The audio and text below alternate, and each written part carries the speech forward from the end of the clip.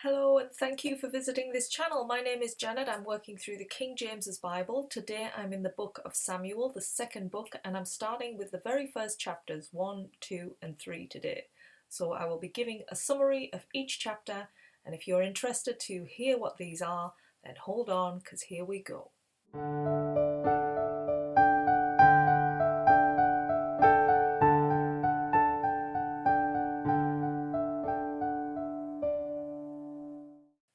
Now, just to give you a quick breakdown of the last book, we started off with Samuel, who became a prophet for the Lord.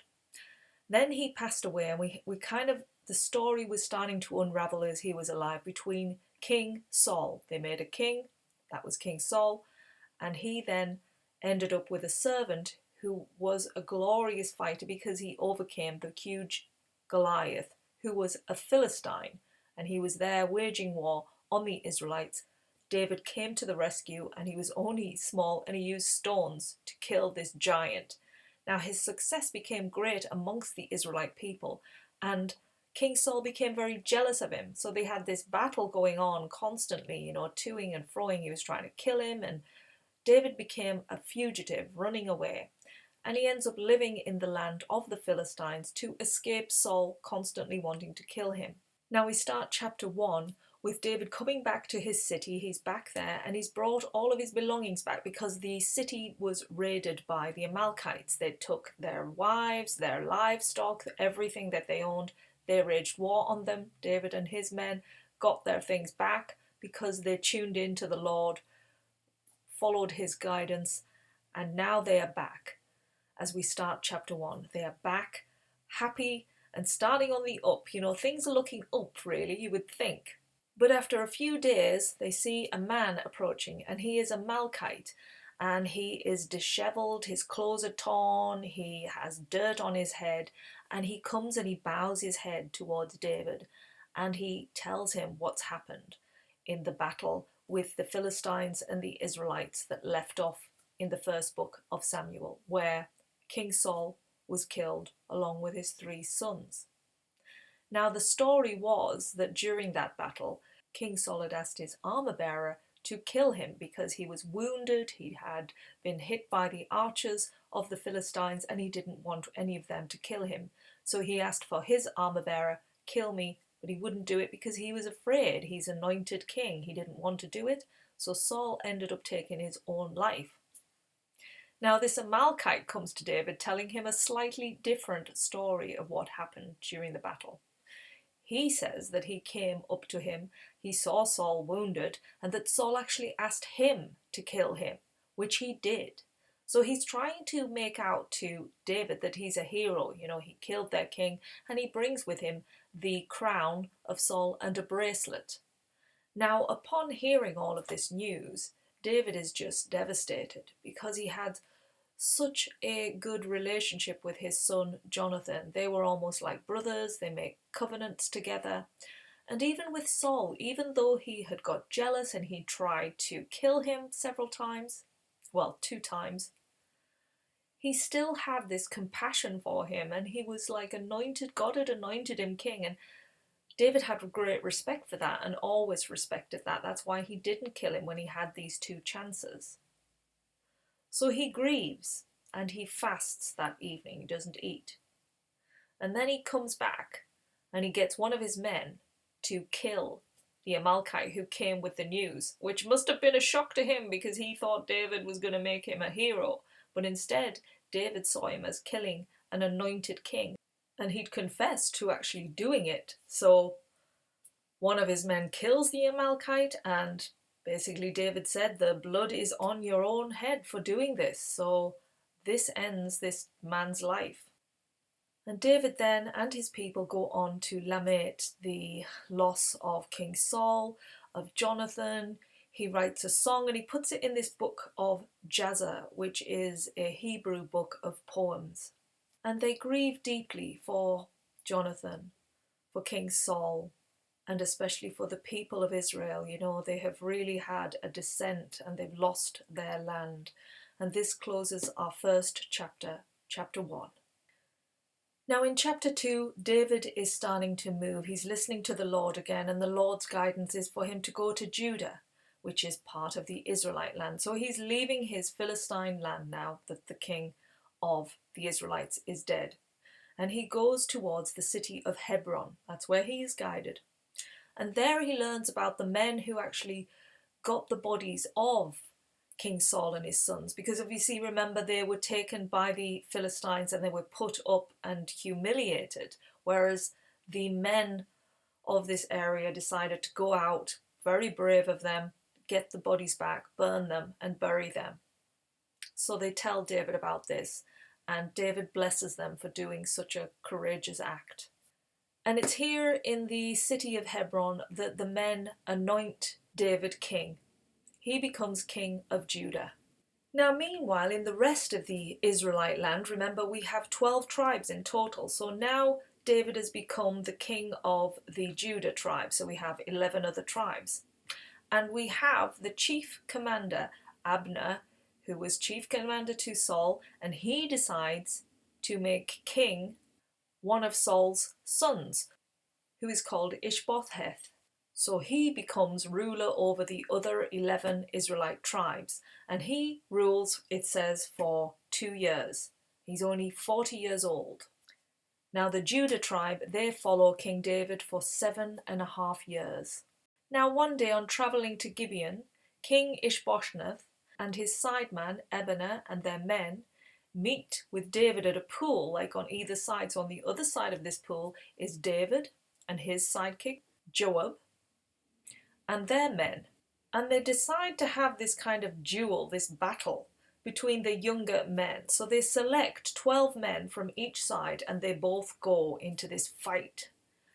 And sadly, the fight ends with both young men killing each other. So they stab each other in the side, and it means that all 24 of the men die. And it is at this place, at this pool area, they name it Field of Sharp Swords, because that's what's happened. They used their sharp swords and these young men killed one another. Now it states that there were 3 of David's nephews present. We've already heard of one, Joab, he's there, along with Abishai and Ashal. And Asal, one of the young nephews, decides to go after Abner, the Israelite king's sidekick. And he starts in hot pursuit. He wants to kill him. And Abner, being more mature and obviously well versed in war, tells him to turn back, not to go far for this, that he's lost control. But Ashnel won't listen and he keeps going for him, and Abner tells him again, he gives him 2 chances to turn back, and he doesn't. He keeps going for him. So he has no other choice, Abner, but to turn, and he stabs Ashnel, and he falls to the ground and is killed. So you can imagine Joab, his brother, and his brother Abishai, they get so angry that they start going after Abner. Now this is a long chase, and Abner has the Benjamin men around him, and they kind of create this unit around Abner, so he's protected. And then he calls out to Joab asking a ceasefire, because it's just getting crazy. There's been so much bloodshed, 24 men are dead. There's been other battles going on amongst all of this. This hasn't just been the 12, it's like it's sort of escalated into more. And so the killings have got so bad that he says, come on, let's just stop. No more blood. Let no more blood be shed this day. This is like getting into a civil war. And Joab agrees. So he blows this trumpet and peace prevails, because his men are getting exhausted with the constant chase. And we learn how many men are lost. So on returning, David's men were 19 men down, including his nephew, Ashel. Whereas the Benjamin tribes and Abner, they lost 360 men. So they've had a huge loss in comparison to David and his men. So they take Ashel's body and they bury him in Bethlehem. So they've had another really sad loss to their tribe. And it was a long war between David's tribe and Saul's son, his tribe. But David's men were getting stronger and stronger, whereas Saul's son's men were getting weaker and weaker. And this closes chapter 2. Now in chapter 3 we have a strange twist of events. So as we know, David now lives in Hebron. He lives in the Israelite area. He's left the Philistine territory and he has his own place in Judah. Now here he has 6 wives and he ends up having 6 sons to these wives. Just to name a couple of them, Ammon is the first son to Chileab, and the second son is Absalom by Abigail. And David has gone against God's rules because God believes in one man and one wife only, whereas David now has 6. This is not part of God's laws. And if you want to know exactly the name of the sons and the wives and how that is, check the link under this video for chapter 3 and you will see all the details there. And meanwhile it says, Abner was having a stronger hold over Israel than King Ishboshtha. Now, this means that basically Abner was becoming more powerful amongst the people of Israel. They were looking up more to him than the king himself. And the king accuses Abner of sleeping with his father's concubine, and her name was Rizpah. Now Abner, on hearing this, becomes extremely angry because he's like, how dare you accuse me of doing this? And he's so angry at what he has said because, I mean, he's made him king and then he turns around and makes this accusation against him that he says, right, now I vow to make David king of Israel. And he transfers his allegiance to David.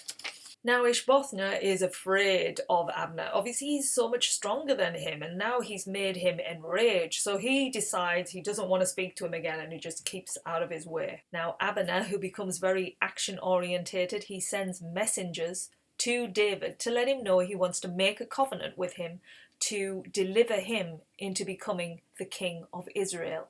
And David agrees on one condition.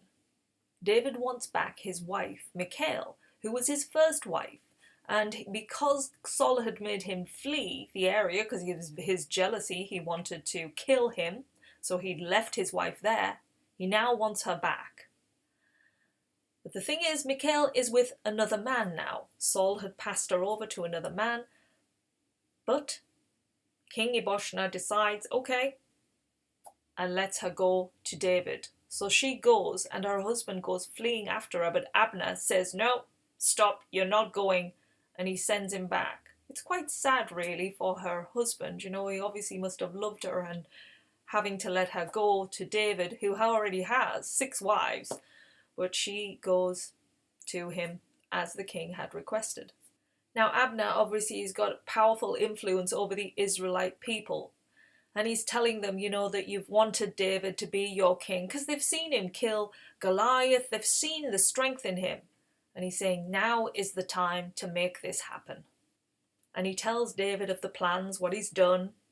And David asks him to come along and he brings 20 of his men and they have a feast to celebrate, to honour this transfer of leadership to David. Now during the feast, Abner asks David to let him go back to the Israelite people so he can talk to them and deliver David into this becoming a king. So David lets him go. Now later some of David's men return back. They've been raiding and among them is Job, David's nephew. And he learns of this festival that's just taken place with Abner. Abner is the one who killed his own brother. So he's not happy. And he tells David he's deceived you in doing this. He doesn't believe that he's going to make David king. He thinks he's like deceitful and that he's just going out there to do wrong. So behind David's back, Job sends messages to Abner to bring him back. So Abner comes back and Job casually greets him there and leads him to the gates of the city of Hebron, where he stabs him to death, kills him to death. It's like he doesn't see it coming, Abner. He thinks everything is well in the land of David with his men, you know, they're all on board, and Job isn't. Job sees him as a threat, sees him as a killer, and wants to avenge for his brother's death, and that's what he's done. He's killed Abner. Now once David hears about this, he is furious, so mad with Job for doing this, so much so that he curses Job and his entire family, and he makes them all grieve the loss of Abner. And David himself mourns. He mourns and grieves the loss of Abner. And this pleases the people of Israel because they see that David was not responsible for Abner's death. And that closes our 3rd chapter in this video. So we've had a lot of sadness in these 3 chapters. We've seen a lot of killings. We first heard about Saul and his 3 sons, which has devastated David. We then see that David becomes king of Judah, which is one of the stronger tribes in the Israelites. However, there's division, and we've got another 11 tribes ruled by a different king, and this division has caused a lot of problems, caused more killings, but you can see that David's tribe is the stronger tribe. And Abner, who was strong on the opposition, transferred over, but it was too late because there was a killing there that was significant to his nephew Job, who couldn't let go of having his brother killed. So he then kills Abner, and we've closed this chapter there. So let's see how things are going to pan out between the 2. Will they come together, become a whole unit, and then things will start going well for them? Or is there going to be constant more division before this can actually happen? I don't know yet. I'll find out when I read more within the book of Samuel, book 2. And if you want to learn more, follow on. I'll be back again tomorrow with more videos within the book of Samuel. Thanks for being here. Take care. Bye.